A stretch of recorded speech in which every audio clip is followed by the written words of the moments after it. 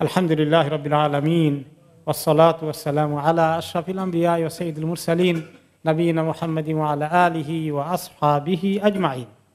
আজকে আমাদের তাফসীর শুরু হচ্ছে সূরা নাহলের 101 নম্বর আয়াত থেকে। আল্লাহ তাআলা ইরশাদ করছেন, ওয়া ইযা বাদদালনা আয়াতাম মাকানা আয়াহ, আমি যখন এক আয়াতের জায়গায় আরেক আয়াত বদল করে দেই, পাল্টিয়ে দেই। আল্লাহু আ'লামু বিমা ইউনাজ্জিল, আর আল্লাহ তাআলা ভালো করেই জানেন তিনি কোন আয়াতটা নাজিল করছেন।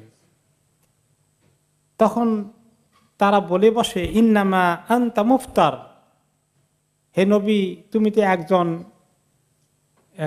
নিজে রচনাকারী, নিজে তুমি কিছু একটা বানিয়ে ফেলো আর বলো যে এখন ওহী নাজিল হলো। বাল আকসারুহুম লা ইয়ালামুন, বরং সত্যি কথা হচ্ছে এরা আসলে কিছুই জানে না, জানতে চায় না, শিখতে চায় না, বুঝতে চায় না। এখন কোরআনে কি আয়াতের বদল হয়, পরিবর্তন হয়?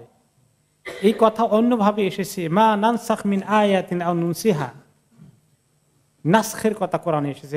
নাসখ এবং মানসুখ একটা বিষয় আপনারা শুনেছেন। উলুমুল কোরআনের মধ্যে কিছু আয়াতকে আল্লাহ রহিত করেছেন, আয়াতের মধ্যে বদল হয়েছে। মদেরটা তিনটি আয়াতে আসলো। আগেরটা বললেন আল্লাহ তাআলা লা তাকরাবুস সালাহ ওয়া আনতুম সুকারা, মদ খেতে নিষেধ করলেন না, বললেন যে মাদকাসক্ত অবস্থায়, মদের নিশা অবস্থায় নামাজ পড়ো না। তাহলে হিসাব করে মদ খাও, নামাজের রক্ত কতক্ষণ বাকি আছে, এত আগে খাইলে কখন নিশা কেটে যাবে, নামাজের রক্তের সঙ্গে প্ল্যান প্রোগ্রাম করে খাও, তাই না? প্রথমে আসলো, পরে কি আসলো যে এই জিনিসটা আসলে বেশি ভালো না, সুবিধার কাজ না, এটা ফিহিমা ইসমুন কাবীর ওয়া মানাফিউ লিন-নাস। মদ আর জুয়া এর মধ্যে সামান্য কিছু ফায়দা থাকলেও এর মধ্যে ক্ষতি গুনাহ অনেক বেশি। এর গুনার পরিমাণ, ক্ষতির পরিমাণ সামান্য ফায়দা হয়। যে কি ফায়দা হয়, কারো কারো ব্যবসা বাণিজ্যে লাভ হয় কিছু, কারো চাকরি হয় মদের ফ্যাক্টরিতে, মদের দোকানে, তারপরে জুয়ার খেলার আসর যারা চালায় কিছু লোকের এমপ্লয়মেন্ট হয় ইত্যাদি। কিন্তু এগুলোর ক্ষতি এত বেশি, এই যে ফায়দা আছে ফায়দার জন্য ক্ষতি অনেক বেশি। তাহলে এখনো হারাম হলো না। 2 নম্বরে তারপরে আরেকটা আসছে আগেটাকে রদ করার জন্য। এখন কি বললো? খবরদার, এগুলো রিজসুন মিন আমালি শাইতান, একদম নাপাক, খারাপ, খুব অপবিত্র। খবরদার, এগুলো শয়তানের কাজ, একদম সম্পূর্ণভাবে পরিহার করো, একদম বর্জন করো, একদম কমপ্লিট হারাম হয়ে গেল। তো এই যে কোরআন শরীফে এইভাবে করে আবার রমাদানের ব্যাপারে এসেছে যে রমাদানের মধ্যে ইফতার করা হয়ে গেলে বা ঘুমিয়ে গেলে, একবার এশার পরে বা আগে ঘুমিয়ে পড়লে এশার পরে আর কিছু খাওয়া যাবে না, স্ত্রী মেলামেশা করা যাবে না, কিচ্ছু করা যাবে না, সেহরির এখনো বাকি থাকলেও। কি সেটাকে আল্লাহ তাআলা পরে রদ করে দিলেন। উহিল্লা লাকুম লাইলাতাস সিয়ামি রাফাতু ইলা নিসাইকুম, এখন তোমাদের স্ত্রীদের সঙ্গে রাতে সম্পর্ক স্থাপন করা হালাল করে দেওয়া হয়েছে। চাই ঘুমাইছো বা না ঘুমাও, সেহরির আগ পর্যন্ত এটা চালু হয়ে গেল, অ্যালাউড হয়ে গেল। এইভাবে আল্লাহ তাআলা পরিবর্তন করেছেন হুকুমের মধ্যে। তো আল্লাহ তাআলা এটা করেছেন কেন প্রশ্ন আসে। আল্লাহ তাআলা হাকিম, তিনি জ্ঞানী। মানুষকে একটা জিনিসে অভ্যস্ত করার জন্য একটু সময় লাগে, এর মধ্যে মাসলাহাত আছে, ট্রেনিং আছে।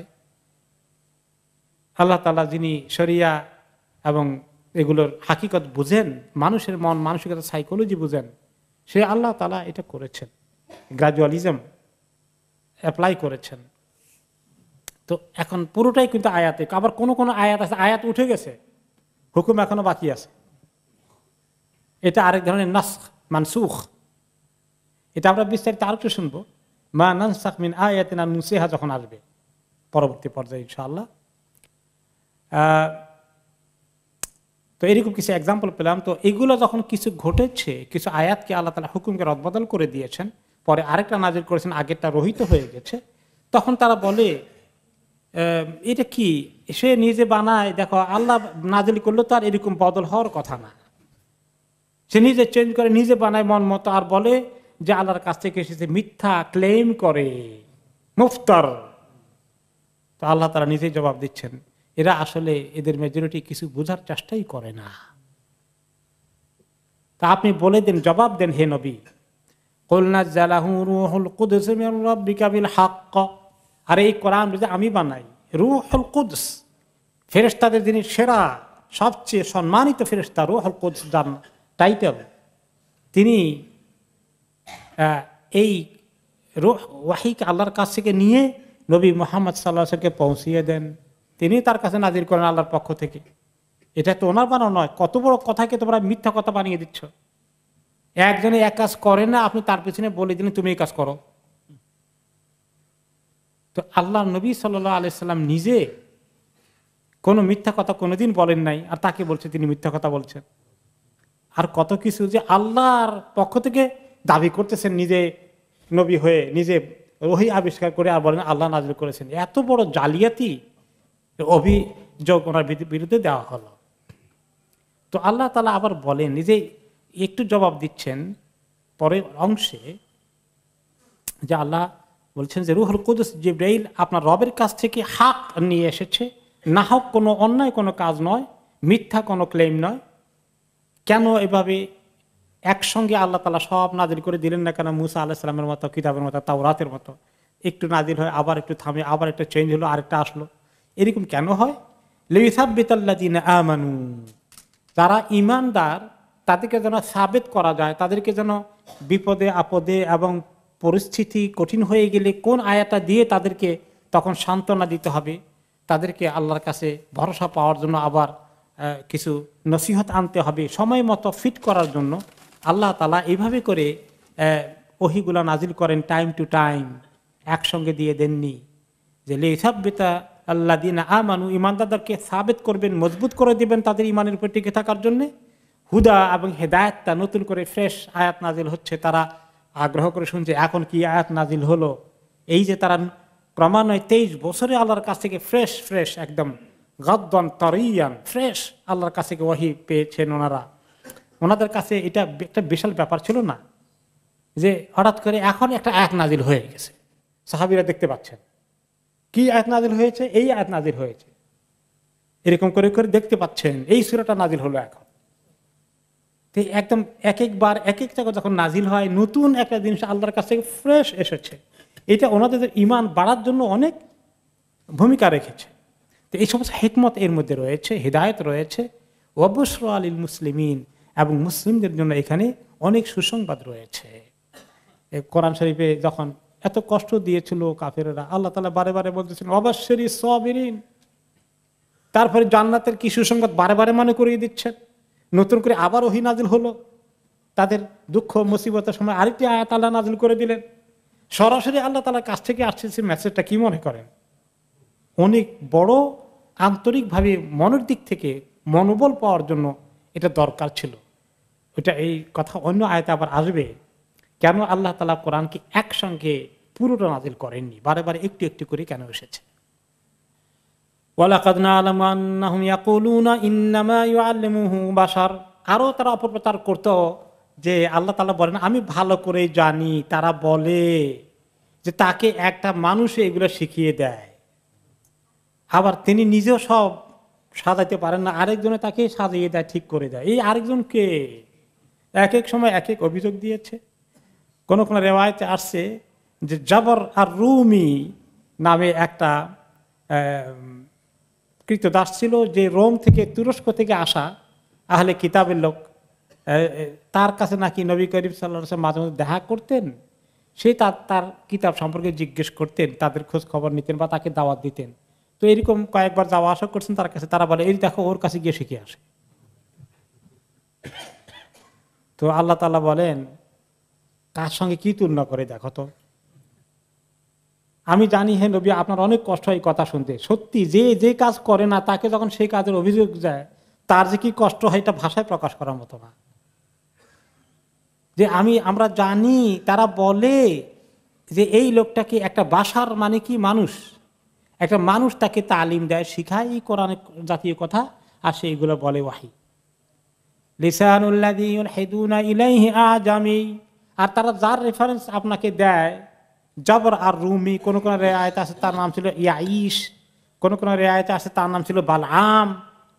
এরা সবগুলো অনরব ছিল, তারা অন্য জায়গা থেকে মক্কায় সেটেল হয়ে তারা ছিল।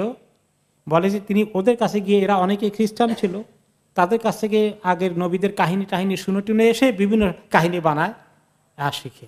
তো আল্লাহ বলেন যে তাদের যে ভাষা, যাদের ব্যাপারে অভিযোগ করছে অমুকের কাছ থেকে শিখেছে, এই লোকগুলো তো আরবি ভাষাভাষীও না, তারা অনারব, তারা মক্কায় আসে, সেটেল হওয়ার চেষ্টা করছে, কিছুদিন থাকছে, কিন্তু এদের ভাষা অরিজিনালি আরবিও না। ওয়াহাদা লিসানুন আরবি মুবিন, আর এত সুন্দর স্ট্যান্ডার্ড অ্যারাবিক ল্যাঙ্গুয়েজে আল্লাহ কোরআন নাজিল করছেন, আর সেটা অল আরবে একটা বসে এই অন্য দেশ থেকে এসে সে ওটা নাকি এত সুন্দর লিটারেচার তৈরি করছে। কোন যুক্তিতে ধরে এগুলো? তো আল্লাহ তাআলা বলছেন এদের প্রতি, ইন্নাল্লাযীনা লা ইউমিনুনা বিআয়াতিল্লাহি লা ইয়াহদিহিমুল্লাহু ওয়া লাহুম আযাবুন আলীম, নিশ্চয়ই যারা আল্লাহর প্রতি আয়াতগুলোর প্রতি ঈমান আনে না, আল্লাহ তাদেরকে কোনোদিন হেদায়েত দেবেন না। যারা দুশমনী করেই যাবে, হেদায়েতকে তারা মিস করবে, তাদের ভাগ্যে হেদায়েত জুটলো না। ওয়া লাহুম আযাবুন আলীম, আর তাদের জন্য রয়েছে কঠিন শাস্তি। ইন্নামা ইয়াফতারিল কাযিবাল্লাযীনা লা ইউমিনুনা বিআয়াতিল্লাহি ওয়া উলাইকা হুমুল কাযিবুন, বরঞ্চ মিথ্যা আরোপ করে তো ওরাই যারা ঈমান আনে না আল্লাহর আয়াতের প্রতি, তাদের কথাটাই তো মিথ্যা, আল্লাহ নবীর কোনো কথাই মিথ্যা নয়। ওয়া উলাইকা হুমুল কাযিবুন, মিথ্যাবাদী যদি হয় এরাই মিথ্যাবাদী, আল্লাহ নবীর সত্যবাদী। কারণ রাসূলুল্লাহ সাল্লাল্লাহু আলাইহি ওয়াসাল্লাম তাদের মধ্যে ছিলেন, তিনি ছিলেন এক নম্বরে আসদাকুন নাস, তাদের মধ্যে সবচেয়ে সত্যবাদী কে ছিলেন? রাসূলুল্লাহ সাল্লাল্লাহু আলাইহি ওয়াসাল্লাম। ওয়া আবাররুহুম ওয়া আকমালুহুম ইলমান ওয়া আমালান, এবং তাদের মধ্যে আমলি জিন্দেগিতে, আচার ব্যবহারে, আখলাক, সব কিছু দিক থেকে উত্তম মানুষটা কে ছিলেন ওই সমাজে? রাসূলুল্লাহ সাল্লাল্লাহু আলাইহি ওয়াসাল্লাম। এগুলো তারা দেখেনি দুই চোখে, তাদের সামনে তিনি আছেন। ওয়া ঈমানান ইয়াকিনান মারুফান বিসিদকি ফি কওমিহি, এমন সত্যবাদী হিসেবে পরিচিত সমস্ত কওমের লোকেরা স্বীকার করেছে। বিহাইসি লা ইউদা বাইনাহুম ইল্লা বিল আমিন মুহাম্মদ, তারা যাতে একজনই মাত্র আমাদের সমাজে বিশ্বস্ত আল আমিন আছেন, আমানতদার, বিশ্বস্ত তিনি কে? মুহাম্মদ সাল্লাল্লাহু আলাইহি ওয়াসাল্লাম। আমানতদার কেউ টাকা পয়সা কিছু আমানত রাখতে হলে কার কাছে রাখতে হবে? এই বিশ্বস্ত মুহাম্মদের কাছেই রাখতে হবে। আর তাকে শুধু তারা বলে ফেললো যে এখন কোরআন নাজিল হয়েছে দেখি এবার বড় মিথ্যাবাদী হয়ে গেলেন, নাউজুবিল্লাহ। এমনকি তাদেরকে ধরিয়ে দিলেন আবু সুফিয়ান, যখন আমরা সিরাতে পাকে শুনেছি, যখন সিরিয়া গিয়েছিল হেরাকল যখন চিঠি পাঠালেন রাসূলুল্লাহ সাল্লাল্লাহু আলাইহি ওয়াসাল্লাম, আবু সুফিয়ানকে ডাকা হলো যে আরবের কে আছে ধরে নিয়ে আসো। আরবের বাণিজ্য কাফেলা ছিল তখন, আবু সুফিয়ান তার সঙ্গী সাথী সহকারে কতগুলো প্রশ্ন করলো না, যে এই তোমাদের যে নবী নামে এক লোক দাবি করেছে তার ব্যাপারে জিজ্ঞেস করবে। একটা লাইন কি ছিল সেখানে, ফামা কানা লিয়াদিআল কাযিবা আলান নাস ওয়া ইয়াযহাবা ফায়াকযিবা আলা আল্লাহ আযজা ওয়া জাল, যে তোমরা কি কখনো তাকে মিথ্যাবাদী হিসাবে পেয়েছিলা? তোমাদের এইরকম সে মিথ্যা কথা বলে কোনো সময় পেয়েছ? আবু সুফিয়ান বলে যে না, তা পাইনি। তো আবু সুফিয়ান সুযোগ নিল না কেন? মিথ্যা কথা তো বলেই, এটা বললো না কেন? কারণ কি? সে বলে যে বলতে চাইছিলাম যে মিথ্যা কথা অনেক বলে, কিন্তু এই জন্য বলি নাই, আমার সঙ্গে যেগুলো আছে সঙ্গী সাথী, আমি তো আরবের লিডার মক্কার, যে লিডার মিথ্যা কথা বলে, এটা বললে আমার মান ইজ্জত কিচ্ছু থাকবে না, এই ভয়ে মিথ্যা কথাটা বলতে পারলাম না। আর আমাদের জমানার লিডাররা কেমন মিথ্যা কথা বলে, আল্লাহ। যাই হোক, যখন আবু সুফিয়ান সাক্ষী দিল যে সে মিথ্যা কথা বলে নাই, তো তখন হেরাক্লেস বলে আচ্ছা, সে তোমাদের দুনিয়ার বিষয়ে কোনো মিথ্যা কথা বললো না, কারো কোনো বিষয়ে, মাখলুকের বিষয়ে, মানুষের সঙ্গে মিথ্যা কথা বললো না, এখন বুঝি আল্লাহর সঙ্গে মিথ্যা কথা বলবে যে আল্লাহ নাজিল করে না, সে বলবে আল্লাহ নাজিল করেছে? এটা তো অসম্ভব, এটা তো যুক্তিতে ধরে না। তাহলে আরবদের কাছে, মক্কার কোরাইশদের কাছে প্রমাণিত হয়ে গেছে তিনি কখনো মিথ্যা কথা বলেন না, ওহির কথাটাও মিথ্যা নয়। এখন আসলো আরেকটি ঘটনা, মক্কা থেকে যারা হিজরত করে চলে গেছেন তারা তো গিয়েছেনই, যারা যেতে পারেননি অথবা তখনও হিজরত করা শুরু হয়নি, এরকম অনেকেই তারা টর্চার করেছে, নির্যাতন করেছে, তাই না? এরকম কিছু লোকেরা নির্যাতনের শিকার হয়ে বাধ্য হয়েছে মুখ দিয়ে কিছু কুফরি কালাম বের করতে, তাদের অত্যাচার থেকে বাঁচার জন্য। এখন রিমান্ডে ধরে এমন পিটা দেয় হয়তো নির্দোষ লোককে পিটা দেওয়া শুরু করে দিল। পিটা দিয়ে বলে তুই এই কাজ করেছিস বল, না বললে এমন পিটা দিব, পিটাতে পিটাতে দান শেষ। এখন পিঠা থেকে বাঁচার জন্য বলে বলে বলে আমি বলে দেবো কি কি করছি সব বলে দেব, করে না এরকম? তো এইরকম কিছু ঘটনা হলো। কোন কোন মুসলিম কি এমন পিটানি দিল তারা, যতক্ষণ না নবী মুহাম্মদ সাল্লাল্লাহু আলাইহি ওয়াসাল্লামের ব্যাপারে কুচ্ছা খারাপ কিছু মন্তব্য এবং ওনার ব্যাপারে ওগুলা না করবে, ততক্ষণ তাকে পিটানো বন্ধ করবে না। এরকম ঘটনা হয়েছে আম্মার ইবনে ইয়াসির রাদিয়াল্লাহু আনহুর জন্য বিশেষ করে। সেই প্রসঙ্গটা এনে আল্লাহ তাআলা বলছেন, মান কাফারা বিল্লাহি মিন বাদি ঈমানিহি, যে ব্যক্তি ঈমান আনার পরে আল্লাহর সঙ্গে কুফরি করে বসলো, কুফরির মতো কোনো কথা বললো, কাজ করলো, তার খুব কঠিন অবস্থা হবে। তবে ইল্লা মান উকরিহা, তবে কাউকে যদি জবরদস্তি বাধ্য করা হয়, এমন একটা পরিস্থিতির দিকে ঠেলে দেওয়া হয়, ওয়া কলবুহু মুতমাইনুম বিল ঈমান, কিন্তু তার অন্তরে ঈমানটা পরিপূর্ণ ইতমিনানের সাথে আছে, এরকম অবস্থায় যদি কোনো ব্যাপারে বলতে বাধ্য করা হয়, তাহলে আল্লাহ তাআলা তার প্রতি কোনো তাকে কোনো অন্যায়কারী হিসাবে সাব্যস্ত করবেন না, তাকে মুরতাদ মনে করবেন না, তাকে আল্লাহ পাকড়াও করবেন না, কারণ সে ঈমানকে বুঝতে পেরেছে। কিন্তু তার উল্টা ওয়ালাকিন মান শারাহা বিল কুফরি সাদরা, কিন্তু যেই ব্যক্তি ঈমান আনার পরে আবার কুফরির দিকে একেবারে দিল খুলেই চলে গেল, এরকম আপনারা শুনেছেন যে মাক্কি জিন্দেগিতে কিছু কিছু হয়েছিল প্রথম দিকে, অল্প কয়েকজন মাত্র। কেউ কেউ তো নবী করিম সাল্লাল্লাহু আলাইহি ওয়াসাল্লাম মেরাজের কথা শুনে বলল যে না, নবী মুহাম্মদকে আগে বিশ্বাস করছিলাম, একই রাত্রে কেমনে আবার চলে গেল, আল্লাহর সঙ্গে কথা বলে ফিলিস্তিন থেকে আবার ঘুরে আসলো, এখন তো আর বিশ্বাস করা যায় না, এই মোরতাদ হয়ে গিয়েছে। এরকম কিছু হয়েছে যারা মান শারাহা বিল কুফরি সাদরান, যার অন্তরটা কুফরির সঙ্গে একেবারে দিলটা খুলেই গেল, দিল খুলে কুফরিকে গ্রহণ করে ফেললো, তাদের জন্য শাস্তি আছে, বড় শাস্তি কি আছে। ফালাইহিম গাদাবুম মিনাল্লাহ, আল্লাহর গজব, আল্লাহর অভিশাপ তাদের উপরে পড়বে।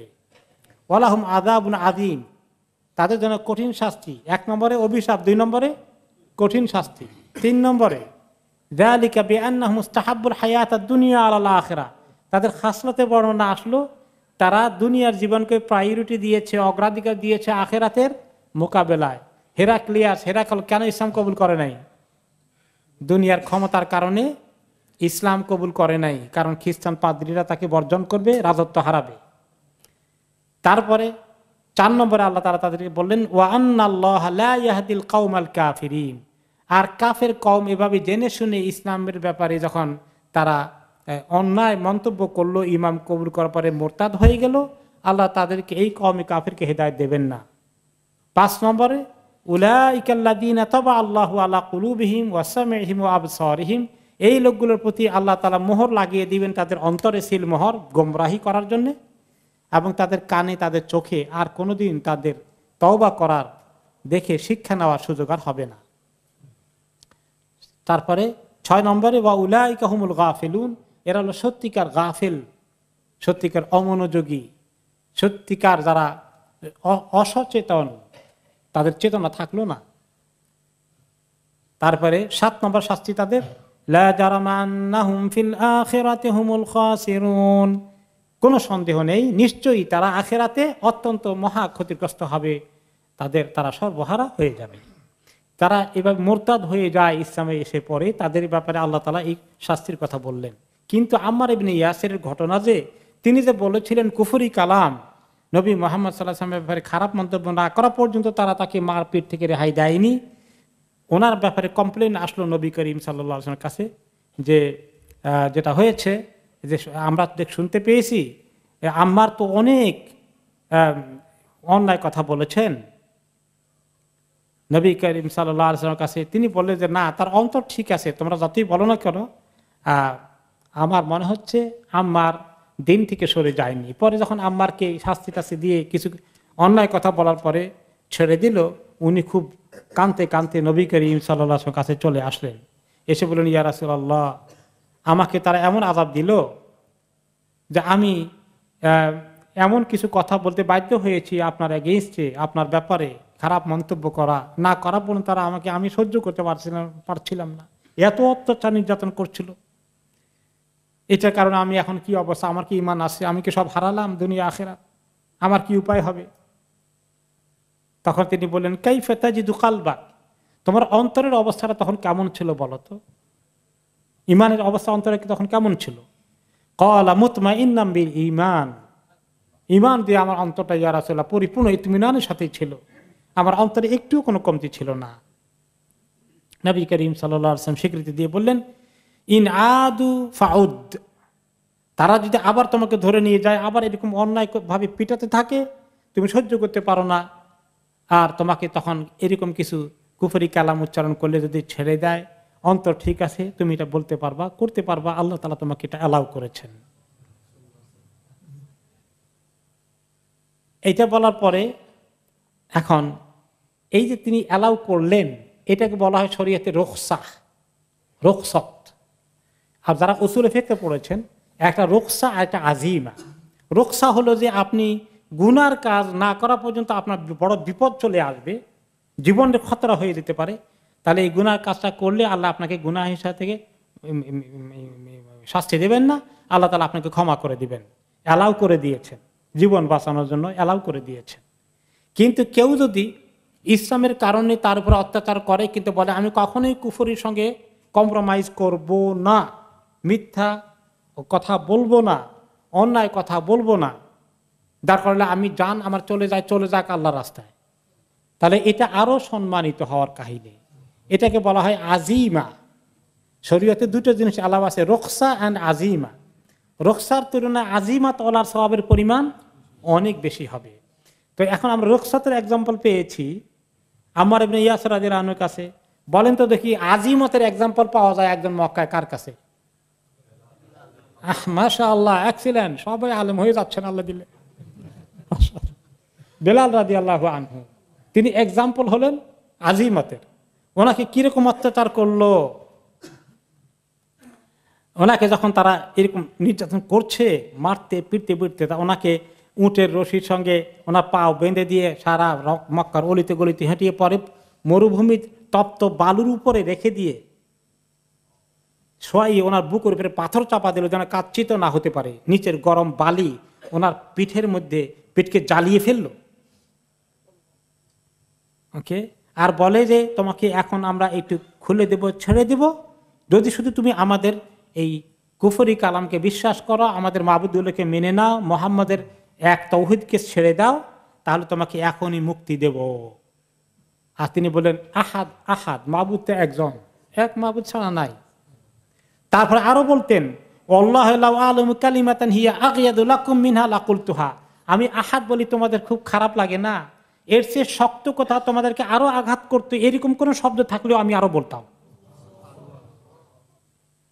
আল্লাহ তাআলা এই আজিমতের এক্সাম্পল দেখিয়েছেন বেলাল রাদিয়াল্লাহু আনহুর মাধ্যমে। এরপরে ইতিহাসে দেখা যায় হাবিব ইবনে যায়েদ আল আনসারী রাদিয়াল্লাহু আনহু, মুসাইলামা আল কাযযাব যখন মিথ্যা নবুয়তের দাবি করে আসলো, সেখানে সে পেয়ে গেল এই সাহাবী হাবিব ইবনে যায়েদ আল আনসারী রাদিয়াল্লাহু আনহুকে, তাকে নির্যাতন করা শুরু করে দিল। তারপরে বলল আতাশহাদু আন্না মুহাম্মাদান রাসূলুল্লাহ, তুমি কি এখনো সাক্ষী দাও যে মুহাম্মদ আল্লাহর রাসূল? ফায়াকুলু নাম, অবশ্যই হ্যাঁ। ফায়াকুলু আতাশহাদু আন্নী রাসূলুল্লাহ, আর এটা সাক্ষী দাও কিনা যে আমিও আল্লাহর রাসূল? এই জালিম মুসাইলামা আল কাযযাব সে দাবি করেছিল কি, সে মিথ্যা নবী হয়ে নবুয়ত দাবি করেছিল, আর বলল নবী করিম সাল্লাল্লাহু আলাইহি ওয়াসাল্লাম চিঠি লিখলেন যে আমার কাছে ওহী আসছে, তুমি আর আমি এই নবুয়তের এই সাম্রাজ্যকে দুইজনে শেয়ার করব, ভাগাভাগি করব, তাহলে আমাদের মধ্যে কম্প্রোমাইজ হয়ে যাবে, আর কোনো অসুবিধা, কোনো যুদ্ধ হবে না। তো সে এই সাহাবীর কাছে চাইলো এটা স্বীকার করতে। তখন এটা শোনার পরে সাহাবী বললেন লা আসমা, তুমি কি বলো, এগুলো আমার কানে ঢুকছে না, কিছু ঢুকছে না কানে। ফালাম ইয়াজাল ইয়াক্তাহু, তারপরে সে বলবে না এটা আমি যেটা বলছি, আমি আল্লাহর রাসূল স্বীকার যদি না করো, তাহলে একটা একটা করে অঙ্গ কাটলো, নাক কাটলো, কান কাটলো, হাত কাটলো, পাও কাটলো ওনার। ফাকাতাহু ইরাবান ইরাবান ওয়া হুয়া সাবিতুন আলা যালিক, কিন্তু ওনার থেকে মুখ থেকে বের করতে পারেনি যে মুসাইলামা তুমিও আল্লাহর রাসূল, নাউযুবিল্লাহ, বের করতে পারেনি। এইভাবে একটা একটা করে অঙ্গ কাটতে কাটতে তিনি দুনিয়া থেকে চলে গিয়েছেন তাওহীদের উপরে। এটা হলো আজিমতের একটা এক্সাম্পল। এখন কোন কোন সময় আবার আজিমতের পাশাপাশি রুখসাতও কনসিডারেবল হতে পারে যদি ইসলামের মাসলাহা বেশি হয়।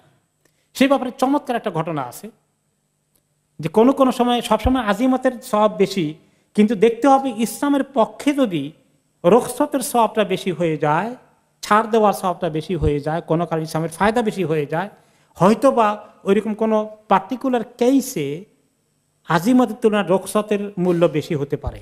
তার ঘটনা আসছে সাহাবী আব্দুল্লাহ ইবনে হুযাফা আস-সাহমী রাদিয়াল্লাহু আনহু। ওনাকে নবী করিম সাল্লাল্লাহু আলাইহি ওয়াসাল্লাম এমনিতে রোমান সম্রাটের কাছে পাঠিয়েছিলেন চিঠি নিয়ে, কিন্তু পরের ঘটনা ওমর রাদিয়াল্লাহু তাআলার জামানায় ওনারা রোমান সাম্রাজ্যের সঙ্গে যুদ্ধ হচ্ছিল। পুরো রোমান সম্রাট বিজয় হইতে আরো পরে সময় গিয়েছে, তার আগে ওনারা যখন সীমান্তে আসেন মাঝে মধ্যে ওদের সঙ্গে যুদ্ধ হচ্ছে, হঠাৎ করে উনি অ্যারেস্টেড হয়ে গেলেন, সাহাবী আব্দুল্লাহ ইবনে হুযাফা আস-সাহমী রাদিয়াল্লাহু আনহু, এবং ওনার সঙ্গে বেশ কিছু সংখ্যক সাহাবী গুড নাম্বার অ্যারেস্টেড হয়ে গেলেন। তাদেরকে ধরে নিয়ে গেল এবং ওনাদের লিডারকে বাইর করলো যে আব্দুল্লাহ ইবনে হুযাফা হচ্ছেন তাদের লিডার, কমান্ডার ওই গ্রুপটার। তখন রোমান বাদশাহ ওনাকে ডেকে নিয়ে আসলো, এসে ওনাকে তার সিংহাসনের সামনে বসিয়ে বলল, তানাসসার ওয়ানা উশরিকুকা ফি মুলকি আউজাউজুকা ইবনাতি, শোনো তোমাকে আমি একটা চমৎকার অফার দিচ্ছি, তুমি যদি আমার খ্রিস্টান ধর্ম গ্রহণ করো তাহলে আমার সাম্রাজ্যের অংশীদার তোমাকে বানিয়ে দেব এবং আমার মেয়ের সঙ্গে তোমার বিবাহের ব্যবস্থা করে দেব। বুঝতে পেরেছেন? লোভনীয় অফার দিয়ে বসলো। তখন তিনি কি জবাব দিলেন? লাউ আতাইতানি জামিয়াত মা তামলিকু ও জামিয়া মা তামলিকুল আরব, তুমি এতটুকুন শুধু নয়, তুমি তোমার সাম্রাজ্যের অংশীদার দূরের কথা, তোমার সমস্ত সাম্রাজ্য যত তোমার খাজানা আছে সবগুলো এবং গোটা আরব, পুরো আরব সমাজে সব কিছু যদি আমাকে তুমি দেওয়ার জন্য চুক্তিবদ্ধ হও, আন দীনি মুহাম্মাদিন সাল্লাল্লাহু আলাইহি সাল্লাম তারফাত আইন মা ফাআলতু, যে এর বিনিময়ে আমি নবী মুহাম্মদ সাল্লাল্লাহু আলাইহি সাল্লাম দিনকে ছেড়ে দেব, এত কিছু দেওয়ার পরে কখনো সেটা হবে না, এই দুরাশা তুমি করো না। ফাকালা ইযান আকতুলুক, তাহলে তোমাকে আমি হত্যা করবো এখনই। ফাকালা আনতা ওয়াদাক, তুমি হত্যা করতে চাইলে করবে, কিন্তু আমি একটু কম্প্রোমাইজ করব না এই দিনের ব্যাপারে। ফাউমরা বিহি ফাসুলেব, এখন অর্ডার করা হলো তার জন্য শুলির ব্যবস্থা করা, শুলি ধরে নিয়ে আসা, শুলি লটকাবে যেখানে সেটা নিয়ে আসা হলো। এরপরে ওনার সামনে পেছনে এসে যারা ওনাকে ধরে নিয়ে বসাবে, শুলির মধ্যে নিক্ষেপ করবে বা উঠিয়ে দেবে, তাদেরকে নিয়ে আসা হলো। তারা সামনে পেছনে এসে ওনাকে ধরাধরি করছেন যে কিভাবে নিয়ে যাবেন সেখানে। তারপরে আবার সে অফার করলো যে দেখো, শুলিতে নেওয়ার আগে এখনো তোমার সুযোগ আছে, তুমি নাসরানিয়া খ্রিস্ট ধর্ম কবুল করে ফেলো, ইসলাম ছেড়ে দাও, তাহলে তোমাকে ওখানে উঠিয়েছে, কিন্তু এখনো শুলিটা ঢুকানো হয়নি। ওনাকে ধরে নিয়ে সেই জায়গায় রাখা হলো, এভাবে পজিশনে নেওয়া হয়েছে, বলে যে থামো। এখন আবার তাকে অফার দেই, অফার দেওয়ার পরে তিনি একই কথা বললেন যে না, আমি কিছুতেই এটা হবে না। তিনি অস্বীকার করলেন, বলে যে ঠিক আছে, এক কাজ করা, নামিয়ে নিয়ে আসো এখানে। সে এখনো আবার আরেক চেষ্টা করবে, আরেক ফন্দি। তারপরে বলল যে সামনে বসানো হলো, সুম্মা উমেরা বেকাদরে মিন নাহাস আও নুহাস, বিশাল পিতলের কড়াই বা পাতিল, যেখানে মনে করেন যে অনেক জিয়াফত করার জন্য 50-100 জনের খাবার পাক করানো হয়, বড় রয়্যাল ডেকচি, এইটাকে নিয়ে আসতে বললো যে এর ভিতরে অনেক তেল দিয়ে তেল গরম করতে থাকো, তেল ফুটাতে থাকো। তেল ফুটানো হলো, তারপরে ওইখানে বললো যে এই তার সঙ্গী কোনো একটা বন্দীকে নিয়ে আসো। ফুটন্ত তেলের মধ্যে ওই বন্দীকে ছেড়ে দিল। ক্ষণিকের মধ্যেই এই ফুটন্ত তেলের মধ্যে একটা মানুষকে ছেড়ে দিলে কি হয়, হাড্ডিগুলো বেরিয়ে গেল, গোস্তগুলো নিচে চলে গেল। আব্দুল্লাহ ইবনে হুযাফাকে দেখানো হলো। তারপরে বলল যে দেখো, তোমাকে কিন্তু আমি এখন এই কাজ করব, এখনো তোমার সুযোগ আছে, তুমি খ্রিস্ট ধর্ম গ্রহণ করো। তখন তিনি অস্বীকার করলেন যে তা কখনোই হবে না। তখন চরকির মধ্যে ওনাকে নেওয়া হলো, যে কারণ ওই পাতিলে ঢুকাতে হলে চরকি দিয়ে ফেলতে হবে, এত গরম করা হয়েছে, আশেপাশে কোনো মানুষও যেতে পারবে না, যে বাষ্প আসছে। চরকিতে উঠানো হয়েছে, উঠাই পাতিলের কাছে নিয়ে যাওয়া হয়েছে, ফেলে দেওয়া হবে। ওই সময় তিনি কাঁদতে থাকলেন। ওনার কান্না দেখে তখন বাদশাহ মনে করলেন যে এবারে বোধহয় তার মোটামুটি ভয় কিছু পেয়েছে, যান বাঁচানোর চিন্তা হয়েছে, বলে রাখা রাখো, ফেলে দিও না, এদিকে নিয়ে আসো। তো আনার পরে বললেন যে তুমি কি ব্যাপার, কাঁদলে কেন, তুমি কি মুক্তি চাও, মেনে নিবে? বলে যে ইন্নামা বাকিতু লিআনা নাফসি ইন্নামা হিয়া নাফসুন ওয়াহিদা তুলকা ফি হাদিল কিদরি সাআ ফিল্লাহ। আমি এই জন্য কাঁদলাম যে আমাকে তো আল্লাহ একটি মাত্রই রূহ দিয়েছেন, এই রূহটা একটু পরে যদি এখানে ফেলে দেওয়া হয় তা আল্লাহ রাস্তায় এইটা এই অল্পক্ষণের মধ্যেই শেষ হয়ে যাবে। فأحببت أن يكون لي بعد كل شعرة في جسدي نفس تعذب هذا العذاب في الله। আমার মনে চাচ্ছিল যে আল্লাহ এত সকাল আল্লাহর রাস্তায় আমার এই যে কষ্ট হবে নিমিষেই শেষ হয়ে যাবে, অল্প সময়ে শেষ হয়ে যাবে, এটা আমার কাছে মানে খুব অল্প পাওনা মনে হচ্ছিল। আমার মনে হচ্ছে যদি আমার লোমকূপ অনুযায়ী শরীরের মধ্যে এতগুলো রূহ থাকতো, আবার এগুলো যেতে এত সময় লাগতো, আর এত সময় আমি কষ্ট পেতাম, তাহলে আল্লাহর কাছে আমার শান যে কত বেশি হয়ে যেত। ওখানে ফেলে দিলে তো 2-3 মিনিটে আমি শেষ হয়ে যাবো, আর থাকলো না। আমি তো চাচ্ছিলাম যে আমার উপরে দিয়ে যদি আরো কষ্ট যেত, আমার আল্লাহর কাছে যে আমি কি পরিমাণ নিয়ে যেতে পারতাম। এখন তারপরেও সে তখন তাকে হত্যা করলো না। এখন তাকে ধরে নিয়ে অন্য রেয়াতে আসছে, বলে যে তাকে এবার নিয়ে জেলে ঢুকাও। জেলে ঢুকিয়ে তাকে খানা পানি কিছুই দেওয়া যাবে না। বেশ কয়েকদিন খাবারও দিল না, পানিও দিল না। এরপরে ওনার কাছে পাঠিয়ে দিলেন এবার লাহাম এবং খিনজির, লাহমুন খিনজির আর খামর, মদ আর শুকরের গোস্ত পাঠিয়ে দিলেন। শুকরের গোস্ত খাবে আর পানির পরিবর্তে মদ খাবে। এখন তো তার জান বাঁচানো খরচ হয়ে গেছে। ফালাম ইকার বিহি, তিনি এই মদও টাচ করলেন না আর শুকরের গোস্ত টাচ করলেন না। কিন্তু ওনার জন্য কিন্তু এখন খাওয়া কি আছে, জায়েজ আছে, খাওয়া জায়েজ আছে। জান বাঁচানোর জন্য অল্প পরিমাণ খেতে পারবে এবং পিপাসায় কণ্ঠ শুকিয়ে গেলে একটুখানি মদও খেতে পারবেন। এইটা এই অবস্থায় জায়েজ আছে।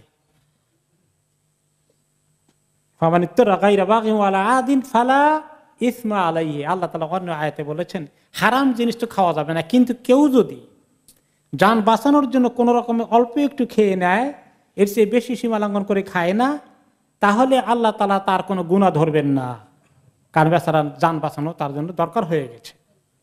কিন্তু তারপরেও তিনি খেলেন না, যে আল্লাহর রাস্তায় মরে গেলে মরেই যাব, হারাম টাচ করব না, এই আজিমতের লক্ষণ, তাই না?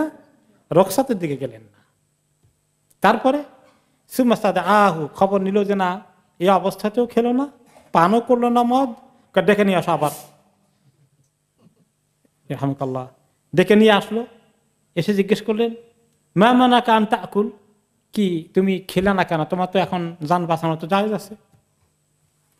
ক্বালা আমা ইন্নাহু কাদ হুল্লালি, এটা ঠিক যে আমার জন্য খাওয়া হালাল হয়ে গেছে জান বাঁচানোর জন্য, এটা আমি মাসালা জানি। ওকে, কারণ সে তো খ্রিস্ট ধর্ম বললে কিছু কিছু তো ওদের মধ্যে এরকম আছে, এটা আমার মাসালা জানা আছে। ওয়ালাকিন লাম আকুন লি উসাম্মিতাকা বি, কিন্তু আমি হারাম খেয়ে তোমাকে সুখ দেব না, তুমি এনজয় করবা। এবার তো হারাম খেতে বাধ্য হলি, আর তোমার মনে মনে সুখ পাবা, তুমি এটাকে এনজয় করবা। No, I will not allow it to happen to you. ইমানের বল দেখছেন, ইমানের তেজ দেখেছেন। ফকাল আল্লাহুল মালিক, এখন বাদশাহ বলল আর কিছু যখন করবাই না, কিছুই করাতে পারলাম না তোমাকে দিয়ে, ফাকাব্বিল রাসি ওয়া আনা উতলিকুকা, খালি আমার কপালে একটা চুমু দাও, আমি তোমাকে ছেড়ে দেব এক্ষুনি। কপালে খালি একটা চুমু দাও, তাও সে একটু আদায় করবে। এবারে উনি কি বলে, উনি এবার অনেক চিন্তা করে বললেন ওয়াতুতলিকু মাই জামি উসার আল মুসলিমিন, তাহলে একটা শর্তে দেব, শুধু আমাকে নয়, যে কয়জন মুসলিম বন্দী আছে সবগুলোর ছেড়ে দিবা, এই শর্তে আমি দেব। আল্লাহ তাআলা কি হিকমত দিয়েছেন, তাই না? তখন বলে যা সেটা আমি কবুল করে ফেললাম, কারণ সে একটু জিততে চায় আর কি, যে একটা পয়েন্টে কোনো জায়গায় একটু উইন করি কিনা, সব খালি ফেলই করলাম। তো তিনি তখন তার কপালে চুমু দিলেন আর ওনাকে মুক্ত করে দিলেন আর সমস্ত বন্ধুদেরকে মুক্ত করে দিলেন। পথে আসতে আসতে ওনার মনে কিছু হেজিটেশন, যে ঠিক করলাম কিনা কাজটা, আমি তো আজিমতের উপর থাকতে চেয়েছি, রোকসাতের উপর তো থাকতে চাইনি। আর কিছু কিছু সাহাবী হয়তো বলছি কেন আপনি কাজ করতে গেছেন, দরকার আমরা সবাই শহীদ হয়ে যেতাম, এরকম হয়তো কেউ কেউ এক্সপ্রেস করেছেন। তিনি বলেন আমি যাই আগে ওমর রাদিয়াল্লাহু আনহুর কাছে, খলিফার কাছে, উনি যেটা বলেন সেটাই হবে। তো খলিফা ওমর রাদিয়াল্লাহু আনহুকে গিয়ে পুরো ঘটনা বললেন। ওমর রাদিয়াল্লাহু আনহু বলে এদিকে আসো। তখন তিনি বললেন যে এই আব্দুল্লাহ ইবনে হুযাফা আমার এতগুলো সাহাবীকে বাঁচিয়ে, আমার আল্লাহ নবী সাহাবীকে বাঁচিয়ে এনেছে, সমস্ত মুসলমানদের উচিত তার কপালে চুমু দেওয়া, এদিকে আসো আমি তোমার কপালে চুমু দেই। ফাকামা ফাকাব্বালা রাসাহু রাদিয়াল্লাহু আনহুমা, ওমর রাদিয়াল্লাহু আনহু তার কপালে চুমু দিলেন। এই যে ঘটনা এখানে একটা হলো যে রোকসাত আজিমা দুইটাই পাওয়া গেছে, তাই না? রোকসাত তো পুরো কাহিনীতে রোকসাতকে আজিমতকে ফলো করলেন, কিন্তু শেষে রোকসাতকে ফলো করেছেন নিজের জান বাঁচানোর জন্য নয়। যে আল্লাহ নবীর এতগুলো সাহাবী আছে, এতগুলো মুসলমানের জান যদি বাঁচানো যায়, এতটুকুন কম্প্রোমাইজ কনসিডারেবল আছে, এটা এমন বড় কিছু না। এইখানে তিনি শুধু এতগুলো জানকে, প্রাণকে, মুসলমানকে, জীবনকে রক্ষা করার জন্য তিনি এই কাজটা শুধু করেছেন, রোকসাতকে নিয়েছেন। তো এখানে আমরা আরেকটা জিনিস শিখলাম, যদি মুসলমানদের জীবনের নিরাপত্তার জন্য কিছু সামান্য এই জাতীয় ছাড় দিতে হয় যারা দিনের কোনো মৌলিক বিষয় নয়, তাহলে এটা শরীয়তে কনসিডার করা, শুধু একতরফা জজ বা আবেগ না দেখিয়ে মানুষের জীবনকে বাজি রাখার মতো পরিস্থিতিতে ঠেলে না দেওয়া, এটা একটা ইসলামী বড় মৌলিক একটা চিন্তা। এই সাহাবীর জীবন থেকে আমরা শিক্ষা পেলাম। কোন জালিম শাসকের সামনে শুধু এমনি করে ধরে কতগুলো লোককে প্রেজেন্ট করে দিয়ে সবাইকে একসঙ্গেই শেষ করে দিল, এরকম পরিস্থিতির মধ্যে হিসাব নিকাশ না করে ছেড়ে দেওয়া, এটা ভালো কোনো ইসলামী চিন্তা হতে পারে না। তবে কোনো কোনো সময় ইসলামের জন্য শাহাদাতের প্রয়োজন হয়ে পড়বে, সেটা এই চিন্তাগুলো ইতিহাস, কোরআন, হাদিস, সিরাতে পাকের ঘটনাগুলো থেকে নিয়ে সমকালীন যারা ইসলামী চিন্তাবিদ থাকবেন, আলেম ওলামা থাকবেন, তাদেরকে ডিসিশন নিতে হবে এরকম পরিস্থিতিতে লোকদের জান মালের হেফাজত করা জরুরি না কোনো সময় একটু চ্যালেঞ্জের মোকাবিলা করে যদি আল্লাহ তাআলার দিনকে নিয়ে আসা যায় সেটার গুরুত্ব দেওয়া হবে। পরিস্থিতিকে তারা পর্যালোচনা করে সিদ্ধান্ত দিবেন। এই জাতীয় এক্সাম্পলগুলো ইতিহাস থেকে, সিরাতে পাক থেকে তাদের জন্য মানে শিক্ষা নিতে সুবিধা হবে। তাহলে আমরা এখানে এই সুন্দর একটি ঘটনা থেকে যেটা শিখলাম, সেটা আমাদের জন্য একটা আজিমত রোকসাতের সুন্দর কতগুলো এক্সাম্পল আমরা পেয়ে গেলাম। তাহলে এখন আসুন আমরা যে অল্পতেই রোকসাতের দিকে চলে যাই, শুধু লোকেরা বিভিন্ন কারণে বিভিন্ন সময় আমি একটু বাড়ি কিনবো, একটু মর্গেজে কোনো রকমের রোকসাত পাওয়া যায় কিনা, আমি চাকরি বাকরি করি কোনো রকমে মদের দোকানে একটু কাজটা করা যায় কিনা, খালি ইমাম সাহেব থেকে যে করা যায় কথাটা নেওয়ার জন্য এত চেষ্টা করে।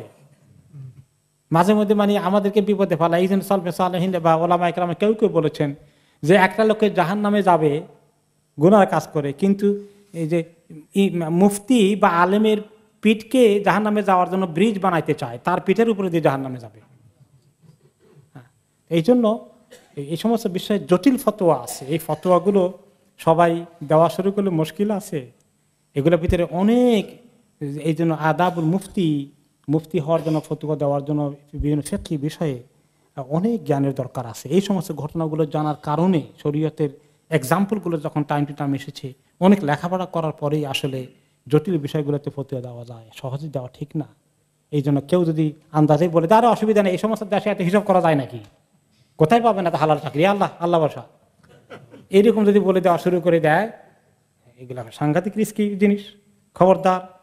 আল্লাহ তাআলা বলেছেন, পরে আয়াতে আসছে, আমরা সেখানে আসবো। ثم إن ربك للذين هاجروا من بعد ما فتنوا ثم جاهدوا وصبروا إن ربك من بعدها لغفور رحيم। মক্কায় কিছু লোক তো এরকম নির্যাতনের শিকার হয়ে গেলেন, কিন্তু তাদের অন্তরে ঈমান থাকার কারণে কুফরি কালাম বলেছেন। কিন্তু কিছু আবার ছিল যে সহজেই কুফরির দিকে চলে গেলেন, আবার ইসলাম থেকে আবার ওদিকে চলে গেলেন। তারা আবার কিছু কিছু কয়েকজন আছে পরে আবার রিয়েলাইজ করেছেন, আরে ইসলামটা পেয়েছিলাম আবার ছেড়ে দিলাম, আবার ইসলামের দিকে এসেছেন। তো তাদেরকে আল্লাহ তাআলা এক্সাম্পশন দিয়েছেন, তাদের ব্যাপারে আল্লাহ তাআলা ক্ষমার ঘোষণা করেছেন। সুম্মা ইন্না রাব্বাকা লিল্লাযিনা হাজারু মিন বাদি মা ফুতিনু, অতঃপর আপনার রব ওই লোকগুলোকে যারা হিজরত করেছে ফিতনায় পড়ে যাওয়ার পরে আবার রিয়ালাইজ করে তারা আবার ইমানের দিকে এসে হিজরত করে মদিনায় চলে গিয়েছিল, অতঃপর তারা সুম্মা জাহাদু, জিহাদে অংশগ্রহণ করেছে পরে মদিনায় গিয়ে, এরকম কিছু লোকজন, ওয়া সাবারু, এবং সবর করেছে দিনের পথে মজবুত হয়ে টিকে থাকার জন্য। ইন্না রাব্বাকা মিন বাদিহা লাগাফুর রহিম, নিশ্চয়ই আপনার রব এত কিছুর পরেও তাদের প্রতি ক্ষমাশীল এবং রহম। তারা দিন থেকে চলে গিয়েছিল, মুরতাদ হয়ে গিয়েছিল, আবার ফেরত এসেছে, আল্লাহ তাআলা তাদেরকে ক্ষমা করবেন, তিনি গাফুরুর রহিম, এই সুসংবাদ তিনি দিলেন। আর সাবধান করলেন, এখনো যারা একটু বিপদে পড়লে বা সুযোগ সুবিধার জন্য হারামের দিকে চলে যায়, বিপদে পড়লেই একটু দিন থেকে সরে যায়, তাদের ব্যাপারে আল্লাহ তাআলা যুগে যুগে রাতে সতর্ক করা যায়। বললেন, ইয়াউমা তা'তি কুল্লু নাফসিন তুজাদিলু আন নাফসিহা ওয়া তুওয়াফা কুল্লু নাফসিন মা আমিলাত ওয়া হুম লা ইউযলামুন, সেদিন প্রত্যেকটি রূহ, প্রত্যেক নফস আসবে নিজের পক্ষ থেকে বলতে যে তার অবস্থাটা কি ছিল, এগুলোকে বলতে হবে আল্লাহর সামনে দাঁড়িয়ে। আর অতুয়াফা কুল্লু নাফসিন মা আমিলাত, এবং প্রত্যেকটি নফসকে তার কামাই, তার আমলগুলো তাকে পরিপূর্ণভাবে দেওয়া হবে। যেমন দিনই আমলের ভিতরে থাকলে, নেকির কাজ করলে সেটা তাকে বুঝিয়ে দেওয়া হবে, পাবে ঠিকমতো। আর যদি গুনার কাজ করে, দিন থেকে সরে যায়, সুযোগ সুবিধার জন্য, জীবন বাঁচানোর জন্য, কেমনি করলে শুধুমাত্র নিজেকে বাঁচাবে এইরকম চিন্তা করেছিল, সবাইকে সেগুলো বুঝিয়ে দেওয়া হবে। আল্লাহ তাআলা হিসাব এভাবে করবেন, ওয়া হুম লা ইউযলামুন, তাদের কাউকে জুলুম করা হবে না। এইরকম পরিস্থিতিতে সবাইকে কিয়ামতের ময়দানে আল্লাহর কাছে আসতে হবে। কাজে সাবধান, তোমরা কোন হালাতে আসো, কোন অবস্থায় আসো, চট করে হারামের দিকে চলে যাবে, চট করেই নিজের সুযোগ সুবিধা রাখার জন্য একটা জায়েজ করার ব্যবস্থা করে ফেলবে, এইরকম করতে সাবধান। শরীয়তের বিষয়ে, দিনের বিষয়ে একটু সবর করা লাগবে। দিনের উপরে চলতে হলে পরীক্ষা নিরীক্ষা আসবে কিনা বলেন। এমনকি আপনার রুজি রোজগারের মধ্যে হারাম হালাল বাজ বিচার না করলে বেশি কামানো যাচ্ছে, আর হারাম হালাল মধ্যে চলতে হলে একটু কম কামাতে হয়, একটু কম হয়। আমার সাথে লোকজন ডবল ইনকাম হচ্ছে, আমার অর্ধেক হচ্ছে, তো এখন আমি লোভ সামলাতে পারি না, কেমনে হবে। আমাদের দেশে যারা ঘুষ খায়, বেতন যদি হয় 20,000 টাকা, ঘুষ কত? সুবহানাল্লাহ। অফিসের পিয়ন ছিল, এখন কত কোটি টাকা মালিক। হায় হায় হায়। তো এখন তার সঙ্গে যে পিয়নের লেভেলে আছে, তার বেতন কত? হয়তো 5-7 হাজার, 10,000 টাকা, না 15,000, 20,000 টাকাই হলো। আর এইরকম লোকের হয়ে গেছে লক্ষ লক্ষ টাকা তার মাসে। এইগুলো দেখে তারা যদি সবর করে, তাহলে কিয়ামতের দিন সে কি পাবে? সুবহানাল্লাহ। এই সবরের বিনিময়ে আল্লাহর কাছে বিশাল নাজাত তার ইন্তজার করছে। আর যে হারাম তরিকে এত মজার কোটি কোটি টাকা জোগাড় করলো, সবগুলো চাপাই খাই যেতে পারছে? থেকে যাবে এখানে দুনিয়াতে, তার ছেলে মেয়ে, তার জ্ঞাতি গোষ্ঠী যে খাবে খাবে, কিন্তু সে মানুষের হক নষ্ট করে এগুলো করে গিয়েছিল, এর দায়িত্ব কাকে নিতে হবে? তাকে নিজে নিতে হবে। তো আল্লাহ সাবধান করছেন এই সমস্ত বিষয়ে, যে সব বুঝিয়ে দেওয়া হবে। ওয়াহুম লা ইউযলামুন, কাউকে জুলুম করা হবে না। কাজে সাবধান আল্লাহর সঙ্গে দেখা করতে। তোমাদের নিজেদের দুনিয়ার জিন্দিগিতে হালাল হারাম, দিনই জিন্দিগি না সুযোগ সুবিধার জন্য দিন ইসলামের সঙ্গে কম্প্রোমাইজ করে অন্যদিকে চলে যাবে, এগুলো খেয়ালে রেখো।